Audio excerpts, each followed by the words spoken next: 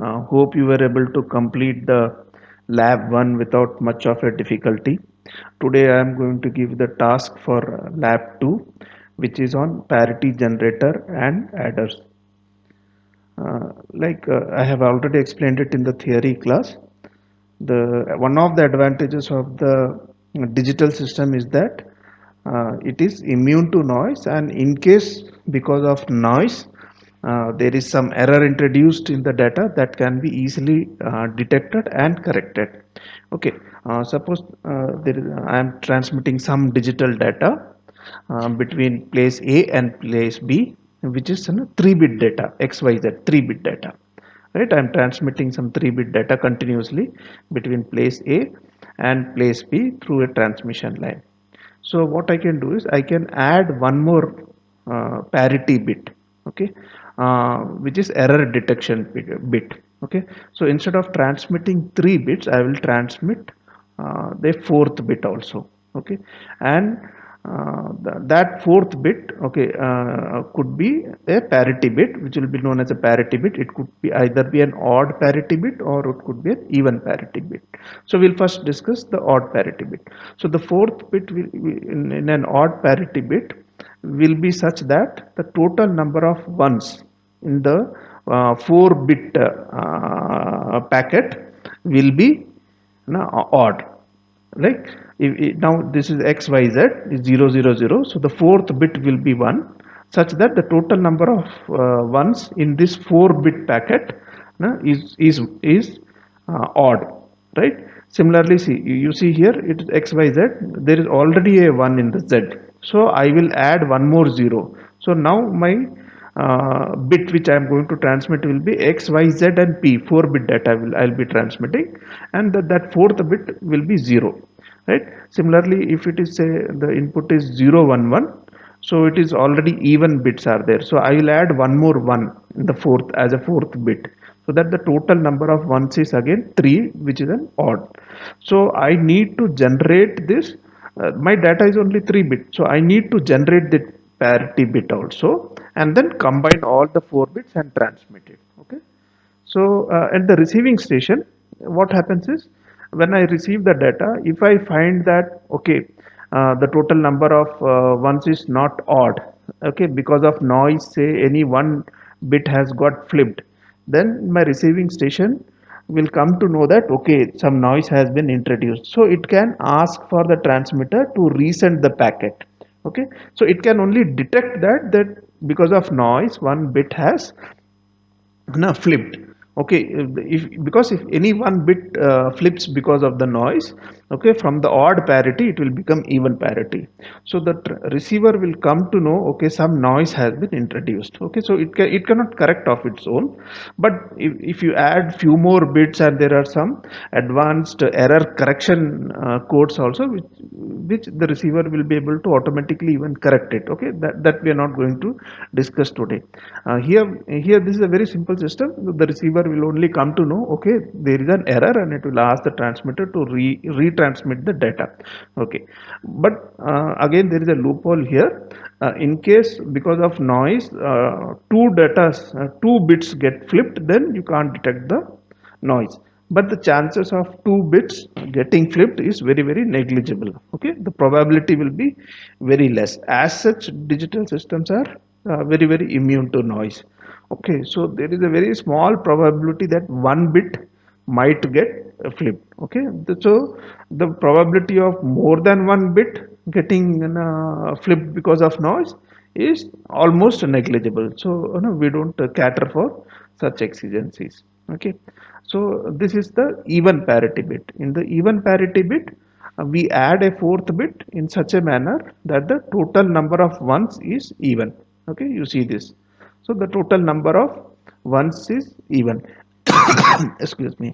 So we need to generate this even parity bit and the odd parity bit, by looking at the x, y, z. Okay, so we will use an XOR gate to generate that even parity or odd parity. See, XOR gate has got some beautiful features. If you see A XOR B, and if you give B, what is Y? Y will be A, because if B is 0, A is 0, 0, 0, will give 0 out here, and 1 0 will give 1. So y is no, if you give 0 out here, then y is a, right? So it acts like a buffer. But when you give 1 out here, if a is 0, 0 1 will yield 1, and when it is 1, 1 1 will give an output of 0. So this will act like an inverter. So we are going to use this property of XOR to use it as a control, like this is control. So if you give control is equal to 0, will be passed, like A will be passed on to F, and if you give control is equal to 1, A will be inverted and passed. Okay, so A will be inverted at the output. So we're going to, so this is what the parity generator will look like, right? There is an A XOR B and one more XOR. So what is the output available here? Okay, the output available here will be A XOR B XOR C. That means like if it is 1 and 1, it will be 0 out here, 0 1. Suppose A B C are 1, so 1 1 will give 0 here, 0 1 will give here a 1. So for odd number of ones, it will give 1 here, right? So if I am going to use an odd parity, right, what should be my parity bit? It is for odd numbers, the total number of parity should be, right, odd. Odd. So it is already, it is one is available here for odd. So I should have an output also, right? The fourth bit I should add 0, so that the total 4 bits will be 0, right? So I'll give as the control bit for odd, I'll give it as 1 out here, so that it gets inverted out here. So I'll get a 0 here, right? You understand? There is a small kind of confusion. You just have to be clear with that. Okay, I am giving 1 here, I am giving 1 here, I am giving 1 here, right? So for 3 ones, what should be the odd parity bit? It should be 0, so that the total number of ones in the 4 bit code is odd. So 1 1 1 and the odd parity should be 0, right? So 1 1 1 will give me a 1 here, so that 1, no, so whenever there is a 1 here, that means there is a odd in the 3 bit code. So whenever there is a odd in the 3 bit code, my output, the fourth bit which I am going to add, should be 0. So it should get inverted. That is why whenever, so for odd parity generation, I will give 1 here, so it will get a 0 out here. Similarly, okay, if I have to get an even parity for 1 1 1, I'll get a 1 here. So if I have to get an even parity, I will have to add the fourth parity bit as 1. So to generate that one, so I have to give the control input as 0, so that it passes that one. So so that is how we generate the fourth bit. Okay, this circuit is to generate the fourth bit. Okay, this is to generate the fourth bit, so which will be added along with these 3 bits to get even or odd parity. Okay, this is another convention we generally use, to even bar stroke odd. Okay, so that means to generate an even bit, I will have to give 0, and to give an odd bit, I'll have to give 1. So this is another convention. When we see flip flops later on, we'll see this convention will generally be used. So I am going to demonstrate this circuit in the LT spice, so that you get a little bit more familiar with using LT spice. Okay, I'll give you the demonstration, and I will also save this schematic, and I'll share it with you guys. Okay, so the problems which you got to do is these. Okay, the problem number 1 will be binary to gray converter. Okay, so what is binary to gray converter? Okay, this is the binary numbers, this is the gray numbers. In the binary numbers, we know that, okay, this we already covered in the theory class, right? So whenever there is an see, if you transition from 1 to 0, you will find this 1 is becoming 0, 0 is becoming 1. So there is a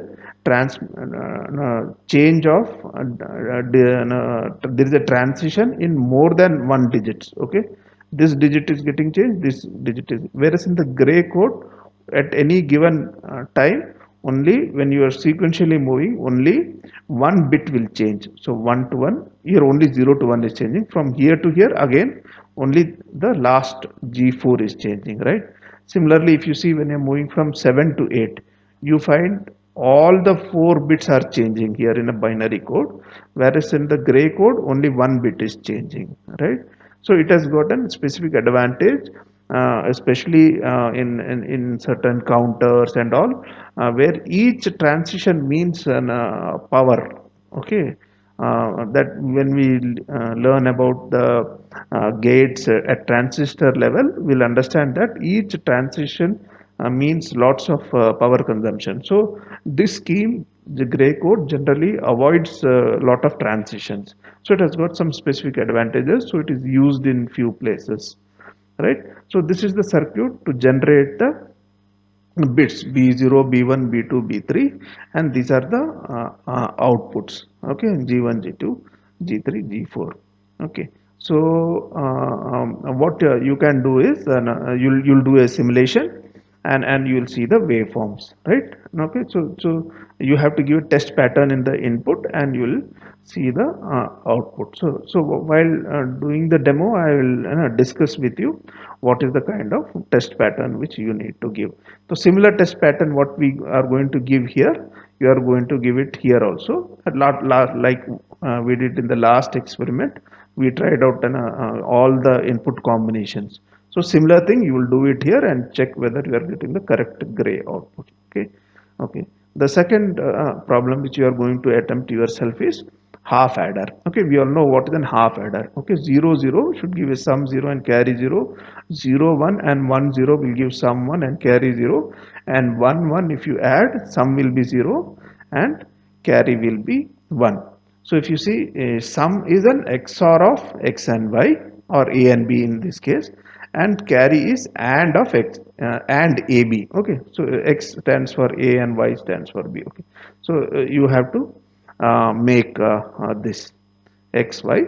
Okay, xy is ab, x is a, y is b. Okay, so you will have to generate this sum and carry. You got to implement this and test it by giving appropriate input signals and see whether the correct sum and carry is being generated. Okay, and then the last thing which we are going to implement is an full adder.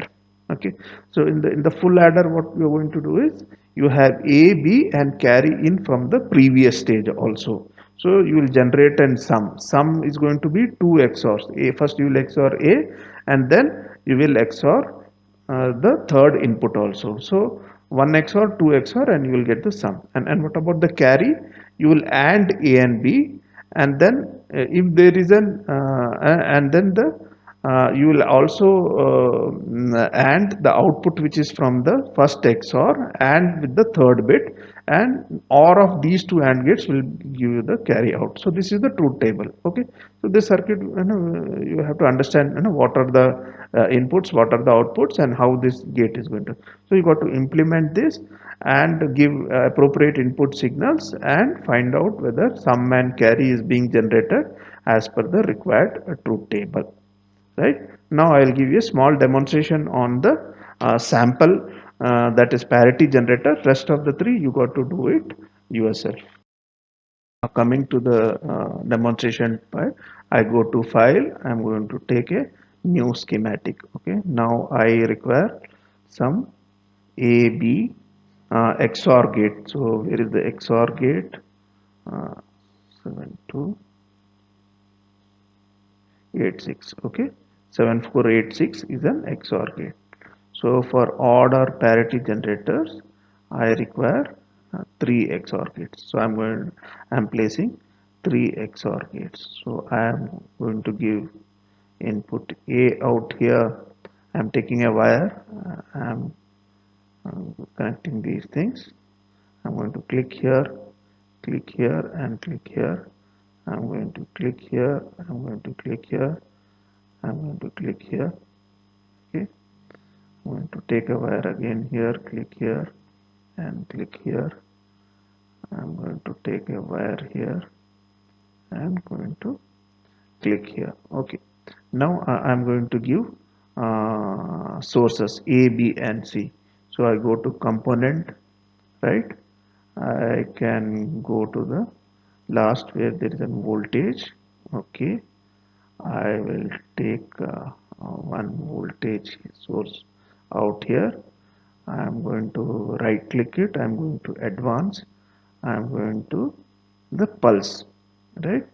And I am going to give initial as 5 volt and the V on as 0, rise time as 1 pico, fall time as 1 pico, and T on I am going to give it as 1 micro and period as 2 micro. Okay, so I'm going to place this here. So I'm going to right click on this. I'm going to click on vertical text. Okay, so this has become vertical, so I can just click on the drag button and then drag it and put it out here. Let me minimize, make it little bit. Let me further drag it and put it there so that it doesn't come in way of the schematic. So I'm going to take one more wire. I'm going to put it here. I'm going to name this wire as A. Okay, so I'm going to name this as A. I'm going to name this as A. I'm going to put a ground connection. I'm going to put a ground connection, right? Now I am going to go to edit. I am going to duplicate. Okay, I am going to duplicate the entire thing out here, right? So I am going to change the name to B. Okay, I am going to change the properties of this. I am going to put T on as 2 and I am going to put the T period as 4 micro. Okay, now I am going to name this wire as net label B. Okay, so I'm going to net. Okay, now I'm going to put the third source. So I'm going to edit, duplicate. Okay, I got to select the entire thing. So edit, duplicate, right? So I'm going to put it here. I am going to change it to 4 micro and I'm going to put it into 8 micro. Okay, and I'm going to change the net name to C. Okay, I'm going to put a wire out here and I'm going to name it as C. Okay, so I'm going to name it as C. Now I should be able to get either odd parity, so I'm going to control this from here, right? So I'm going to the source. Let me put a voltage source. I'm just putting a DC voltage source. Okay, so I'm going to put a ground here. Okay, I'll just let me just connect it directly like this, no problem. Even I can do this, right? Okay, so now I told for odd parity we got to give 1 out here. Okay, when I say 1, always remember it is 5 volt. Okay, if you are going to give it as 1 out here, TTL gates is going to take it as 0. So minimum requirement for TTL to accept as 1 logic 1 is 2 volt. So this is the error which many of you will do unintentionally, that is we will put no, DC value as 1. Okay, so just remember it is 5 volts for 1. Okay, 1. So let me label this net as F.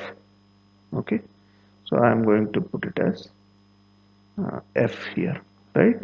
Then I told we have to go to the spice directory and we have to put dot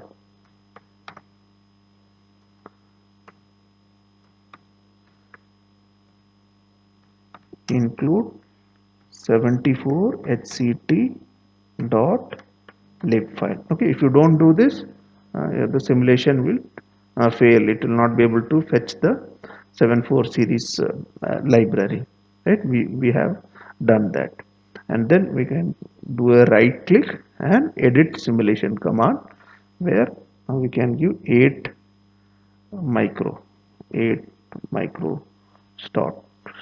Okay, so you are putting it at 10. Now let me run the simulation. Okay, I have run the simulation. Let me plot the waveforms and see. Okay, I have given 1, so it should be, odd parity. So I am putting A, B, C and F. Okay, let me do this. Right click, add plot plane, right click, add plot plane, right click, add. So let me put A there, let me put B here, let me put C here. So you see 0 0 0 0, the fourth bit which I am going to introduce is 1, so that the total number of, okay, ones in this 4 bit together is 1, right? Here you have already 1 here, so here, so it is 0. Fourth bit which I am going to introduce is going to be 0, so that in these 4 bits it is 1. Okay, so this is odd parity, right? So here similarly you have 1 out here, so it is, if you see vertically like this, the total number of ones in each of these vertical 4 combinations will be odd, right? Here 1 1 1 odd, there are 3 ones here.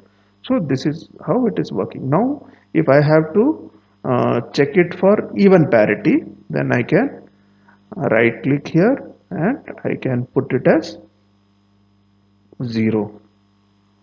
Okay, and then I run it. So I maximize this. Now has it become even? You see now it is 0. So all zeros, or there are 2 ones, right? And here also there are 2 ones. So this has become even parity, right? So that is how, because of these control lines, for the all 3 combinations, we are seeing we are getting odd or even parity. Okay, I can also, if you want to check both together also, I can go to advanced. I can put a pulse here also, right? So here I can put, what was the pulse which I gave for C was 4 micro. So let me put it as initial as 5, this as 0, uh, rise time as 1 pico, fall time as 1 pico, T on is now 8 micro. 8 micro is lower frequency than 1 micro. Okay, 1 micro is actually corresponding to 1 megahertz data change rate. Okay, also the pulse frequency is for is half of that. Okay, but the data change rate is 1 megahertz. So here it is 1/8 of that. The data change is 1/8 of, because time is increasing, so frequency you can say is reduced. So 16 micro, right? Okay, now I can go to this transition. Okay, instead of 8 micro I can give 16 micro. Okay, and then I can run this thing, and this is the waveform, right? So the first 8 micro, okay, is where the control signal is 0, right? So that means it is going to be odd, and the next 16 is going to be even. And even I can even plot the control bit also out here, and then you can verify, okay, depending on the control bit also, what is happening, whether, okay, I can show you that also. Let me also plot the control bit. Okay, I have not named it. So if I don't name the net, okay, it will just uh, show as VN, so whatever is the automatic now. So I am going to add plot pane and put this is actually the control. So when the control is 0, you will find this is odd parity. When the control is 1, you will find this is the even parity. Okay, so this all for today. What you got to do is make a half adder and full adder, and the gray converter, right?